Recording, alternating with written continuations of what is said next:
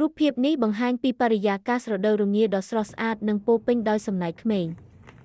ទិដ្ឋភាពទូទៅជុំវិញគ្របដណ្ដប់ដោយព្រៅពណ៌ស្អាតបំព្រងមេឃពណ៌ខៀវភ្លឺមានពកស្រាលបង្ហាញថាថ្ងៃមានអាកាសធាតុល្អតែត្រជាក់ខ្លាំងខាងក្រោយមានរបងឈើនិងផ្ទះបង្កើតអារម្មណ៍ថាជាកន្លែងរស់នៅស្ងប់ស្ងាត់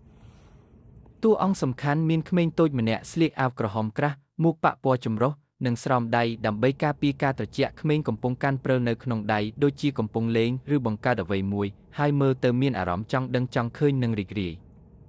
Snowman មនុស្សព្រិល Snowman មនុស្សព្រិលខាងជិតមានមនុស្សព្រិលមួយត្រូវបានធ្វើពីព្រិល3ជាន់ភ្នែកនិងមាត់ធ្វើពីដើមឈើតូចបង្កើតមុខមាត់សាមញ្ញបន្តិចសាច់បន្តិចស្រួយដៃធ្វើពីសាខាឈើធ្វើឲ្យវាមានរូបរាងដូចមនុស្សពិត